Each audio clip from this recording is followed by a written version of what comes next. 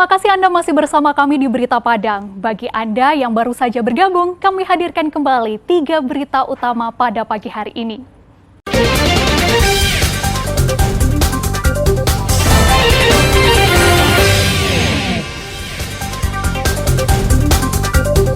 Hujan deras tak hanya menyebabkan bencana alam, tapi juga menjadi penyebab kecelakaan. Seorang warga tewas tertabrak karena jarak pandangnya terganggu. Pemerintah Kabupaten Lamban mengurus bencana, hingga belasan korban tewas akibat kecelakaan. Kami sampaikan dalam Padang Sepekan.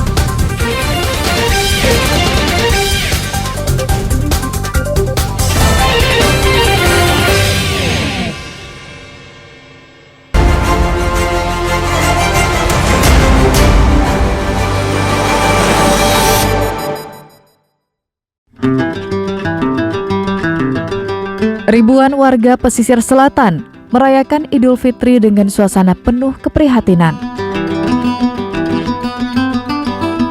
Tak ada ketupat lebaran, tak ada kue di meja makan, dan ruang tamu.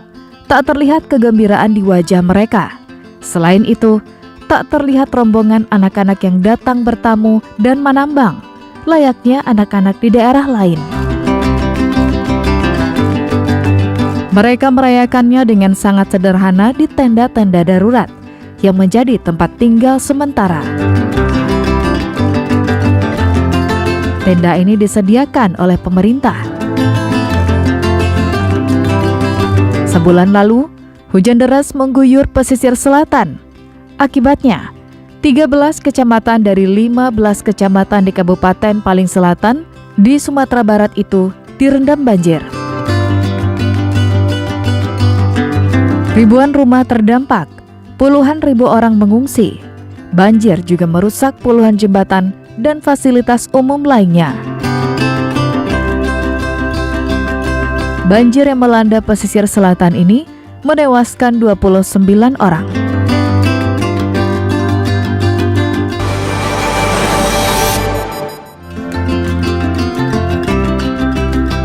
Sebuah bus yang membawa puluhan penumpang dari Medan menuju Tangerang, Banten, terbalik di Jorong Nyiur, Malala Selatan, Senin siang.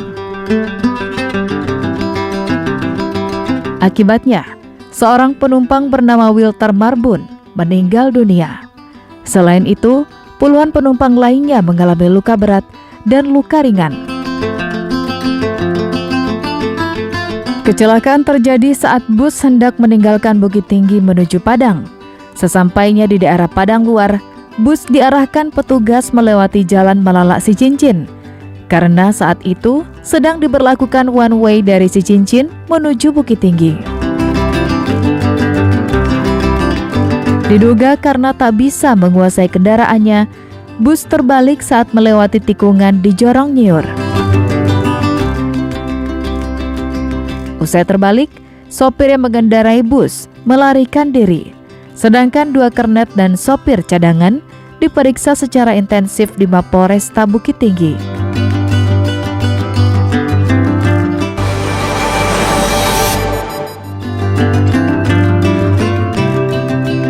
Dua tahun pasca gempa yang mengguncang Pasaman Barat, hingga kini ratusan warga masih tinggal di Huntara yang disumbangkan donatur. Jika dibandingkan korban bencana di daerah lain di luar Sumatera Barat, nasib korban gempa Pasaman Barat memang menyedihkan. Lebaran tahun ini merupakan tahun kedua bagi mereka merayakan Idul Fitri di hunian sementara. Padahal, lebih dari 800 kepala keluarga yang rumahnya rusak berat telah dijanjikan oleh pemerintah untuk mendapatkan rumah yang dibiayai oleh BNPB. Namun pembangunannya tersendat karena data yang diberikan oleh pemerintah Kabupaten Pasaman Barat tidak valid. Akibatnya, data yang telah ada terpaksa divalidasi berulang kali. Lamanya proses pendataan dan validasi itu berdampak pada lamanya pembangunan rumah bagi warga korban gempa. Sedangkan bagi warga yang rumahnya termasuk dalam kategori rusak sedang, baru akan menerima bantuan jika pembangunan rumah korban yang rusak berat telah tuntas dilaksanakan.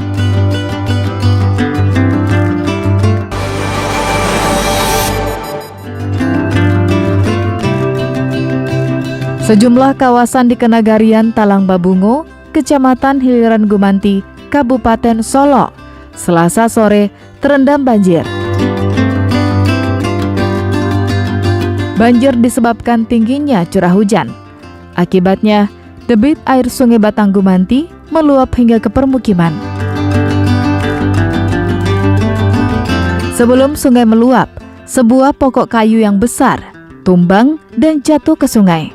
Saat debit air sungai membesar, kayu itu terbawa arus. Akibatnya, air pun meluap dan merendam beberapa rumah yang berada di pinggirnya, dengan ketinggian air mencapai 20 cm. Banjir ini tidak menimbulkan korban jiwa dan kerugian harta benda, karena banjir cepat surut dan arus sungai kembali normal. Petugas mengimbau warga, terutama bagi mereka yang berdomisili di daerah-daerah rawan bencana, untuk tetap meningkatkan kewaspadaan karena curah hujan masih tinggi.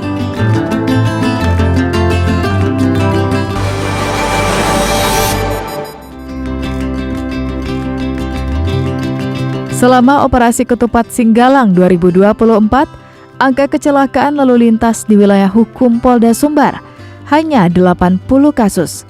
Jumlah ini 30% dibandingkan tahun lalu yang berjumlah lebih dari 100 kasus.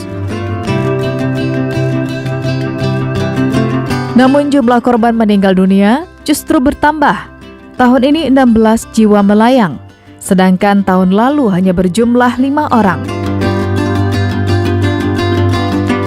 Selain korban tewas, jumlah korban luka berat dan luka ringan juga meningkat di tahun ini.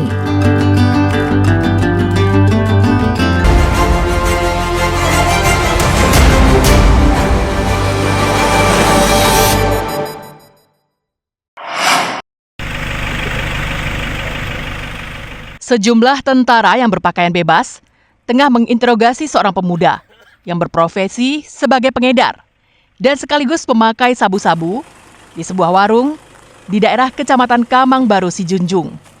Menurut pengakuan pelaku, barang haram itu dibelinya dari seorang bandar narkoba di daerah Pelayang, Kabupaten Bungo, Jambi. Kemudian narkoba dijual lagi di daerah Kamang Baru Sijunjung dan Darmasraya. Dalam penggeledahan itu, petugas tak hanya menemukan sabu-sabu sejumlah 30 gram, tapi juga menyita sebuah senjata api rakitan jenis revolver, beserta amunisi 3 peluru tajam, dan uang tunai sebanyak 5 juta rupiah. Unit Intel dari Kodim Sijunjung itu mengamankan satu orang masyarakat yang diduga mengedarkan narkoba di wilayah Kamang Baru. Dan juga membawa satu pucuk senjata api dengan 3 butir munisi. Untuk sabu-sabu 32,5 gram. Kemudian ada uang kurang lebih 5 juta. Pelaku dan barang bukti sabu-sabu dan senjata api yang disita ditahan petugas di ruang tahanan Kodim 0310 SSD dan selanjutnya akan diserahkan kepada Badan Narkotika Nasional Provinsi Sumatera Barat untuk menjalani proses hukum lebih lanjut. Eko Pangestu melaporkan dari Sijunjung. Saudara, informasi tadi sekaligus menutup berita Padang pagi ini. Saya Fri Meriana beserta tim redaksi yang bertugas mengucapkan terima kasih. Sampai jumpa.